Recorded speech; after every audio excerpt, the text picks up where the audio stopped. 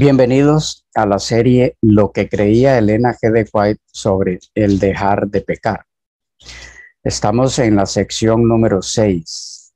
La pregunta de esta ocasión es: ¿tomó el Hijo de Dios en la encarnación una naturaleza humana igual a la del nacido de nuevo? Repito, ¿tomó el Hijo de Dios en la encarnación una naturaleza humana igual a la del nacido de nuevo? En el deseado de todas las gentes, página 278, párrafo 3, leemos: Cristo es la escalera que Jacob vio, cuya base descansaba en la tierra y cuya cima llegaba a la puerta del cielo, hasta el mismo umbral de la gloria. Si esa escalera no hubiese llegado a la tierra y le hubiese faltado un solo peldaño, habríamos estado perdidos. Pero Cristo nos alcanza donde estamos. Tomó nuestra naturaleza y venció, a fin de que nosotros, tomando su naturaleza, pudiésemos vencer. Hecho en semejanza de carne de pecado, Romanos 8:3, vivió una vida sin pecado.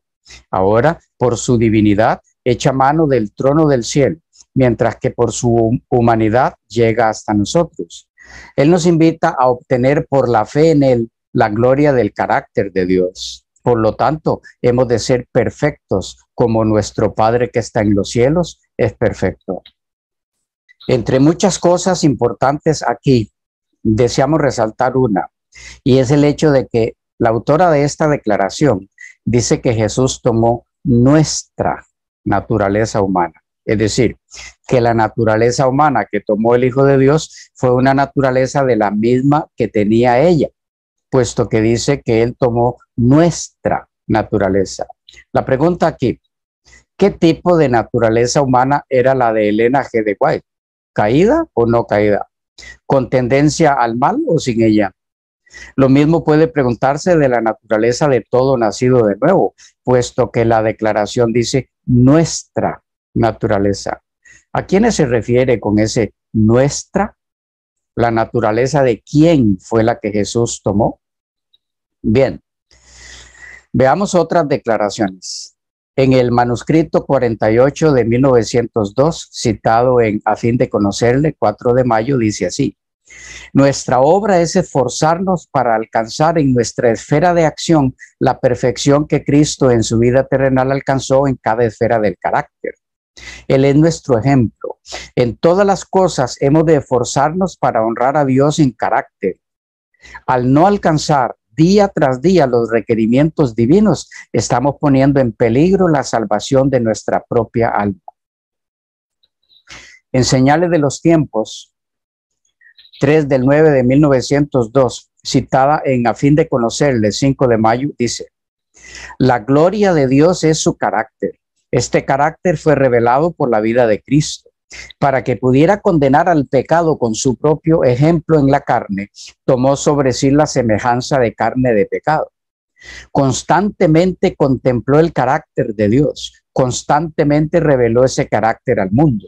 Cristo desea que sus seguidores revelen en su vida ese mismo carácter. En la Review and Herald del 28 del 2 de 1882, citada en A fin de conocerle, 1 de noviembre, tenemos lo que sigue: Cristo no solo murió como sacrificio por nosotros, sino que también vive como ejemplo para nosotros. En su naturaleza humana aparece íntegro, perfecto, inmaculado. Ser cristiano es ser como Cristo. Todo nuestro ser, cuerpo, alma y espíritu debe ser purificado, ennoblecido y santificado hasta que reflejemos a Cristo. En Mensajes Selectos, tomo 3, página 146, dice: vino a nuestro mundo a mantener un carácter puro e impecable y a refutar la mentira de Satanás de que no era posible que los seres humanos guardaran la ley de Dios. Cristo vino a vivir la ley en su carácter humano, exactamente de la misma manera en que todos pueden cumplirla en la naturaleza humana si hacen lo que Cristo hizo. En la carta 58 de 1906, citada en Mensajes Selectos, tomo 3, página 149, leemos así: Dios hizo por nosotros lo mejor que Él podía hacer, enviando desde el cielo al ser inmaculado para manifestar a este mundo de pecado lo que aquellos que son salvados deben ser en carácter, puros, santos e inmaculados, teniendo a Cristo formado en ellos. Él envió su ideal en la persona de su Hijo y pidió a los hombres que edificaran caracteres en armonía con ese ideal. En la carta 69 de 1897, citada en Mensajes Selectos, tomo 3, página 152, se ve esto: El gran maestro vino a nuestro mundo no solamente para expiar el pecado, sino para ser un maestro tanto por precepto como por ejemplo. Vino para mostrar al hombre cómo guardar la ley en la humanidad, de manera que no tuviera excusa por seguir su propio juicio defectuoso. Vemos la obediencia, su vida sin pecado. Su obediencia de toda la vida es un reproche para la humanidad desobediente. La obediencia de Cristo no ha de ser puesta a un lado como si fuera algo completamente diferente de la obediencia que Él requiere de nosotros individualmente. Cristo nos ha mostrado que es posible que toda la humanidad obedezca las leyes de Dios. Y en relación a que esa naturaleza humana que tomó era la naturaleza caída, en la carta 83 de 1896, citada en Mensajes Selectos, tomo 3, página 151, dice: Aunque no tenía ninguna mancha de pecado en su carácter, condescendió en relacionar nuestra naturaleza humana caída con su divinidad. Al tomar sobre sí mismo la humanidad, honró a la humanidad. Al tomar nuestra naturaleza caída, mostró lo que ésta podría llegar a ser si aceptaba la amplia provisión que Él había hecho para ellos y llegaba a ser participante de la naturaleza divina. En Mensajes Selectos, tomo 3, página 154, hay lo siguiente: El Redentor del mundo pasó por el mismo terreno donde Adán cayó por haber desobedecido la ley expresa de Jehová. Y el unigénito Hijo de Dios vino a nuestro mundo como un hombre para revelar al mundo que los seres humanos podían guardar la ley de Dios. Satanás, el ángel caído, había declarado que ningún hombre podía guardar la ley de Dios después de la desobediencia de Adán. Y él afirmaba que toda la raza humana estaba bajo su dominio.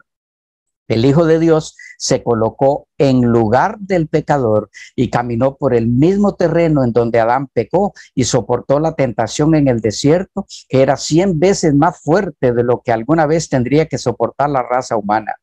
Jesús resistió las tentaciones de Satanás de la misma manera en que cualquier alma tentada puede resistir, remitiéndolo al registro inspirado y diciendo: escrito está. En el mismo libro, Mensajes Selectos, tomo 3, página 146, dice: Se ha hecho abundante provisión para que el hombre, finito y caído, pueda relacionarse de tal manera con Dios que, gracias a la misma fuente por la cual Cristo venció en su naturaleza humana, el hombre pueda resistir firmemente toda tentación como lo hizo Cristo. Estaba sujeto a las dificultades que tiene la naturaleza humana. En el manuscrito 141 de 1901, citado en Mensajes Selectos, tomo 3, página 149, tenemos así: No ejerció en su propio beneficio ningún poder que el hombre no pueda ejercer. Como hombre hizo frente a la tentación y venció con la fuerza que Dios le dio. Nos da un ejemplo de perfecta obediencia. Él ha hecho posible que podamos llegar a ser participantes de la naturaleza divina. Nos asegura que podemos vencer como Él venció.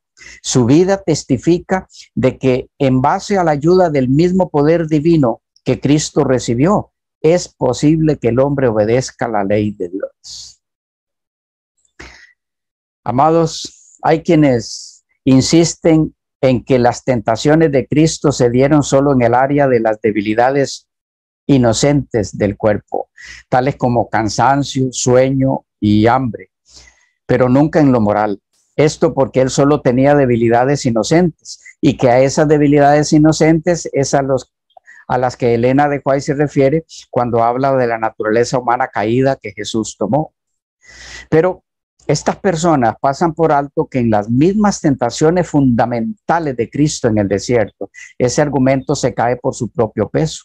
Esto porque él no solo fue tentado a convertir las piedras en pan para saciar su debilidad inocente del hambre.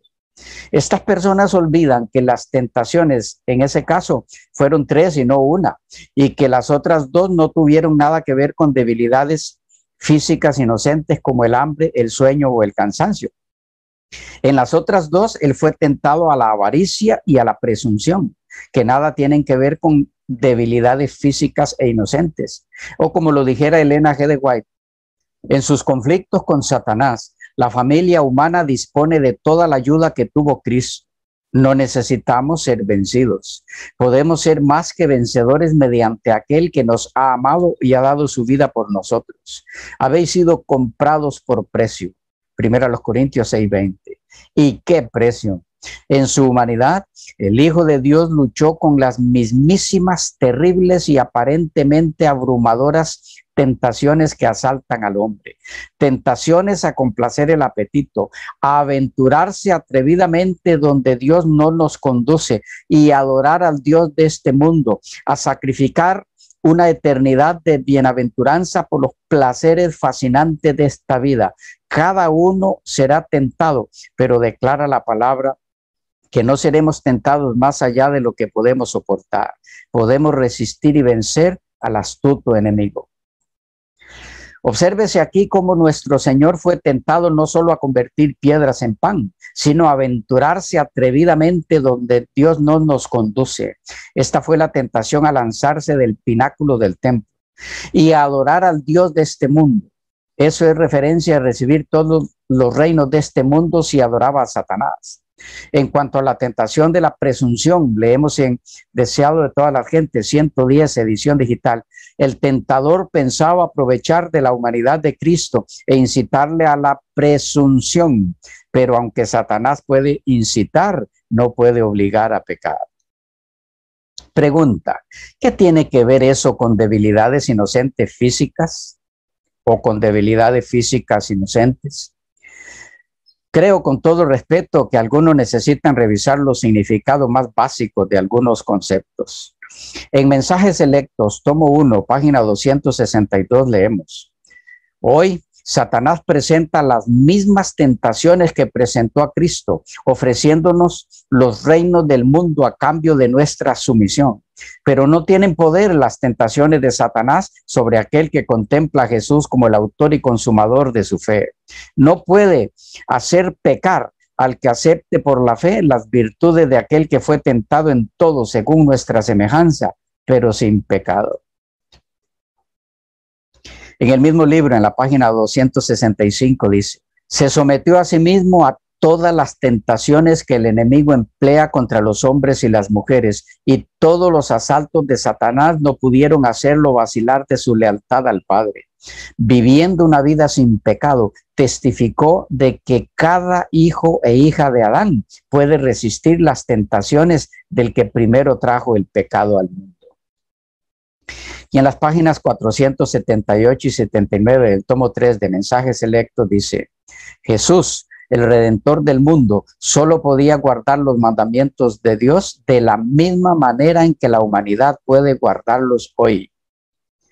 En el manuscrito 161 del 11 de julio de 1903, citado en Alza tus ojos, 1 de julio, leemos: comenzó su existencia terrenal como lo hacen los seres humanos, llegando a este mundo como un bebé indefenso, y mientras estuvo aquí, vivió la vida que todo ser humano puede vivir si recibe el don excelso que el Señor proveyó para nuestro mundo al enviar a su Hijo a cumplir el plan de la salvación.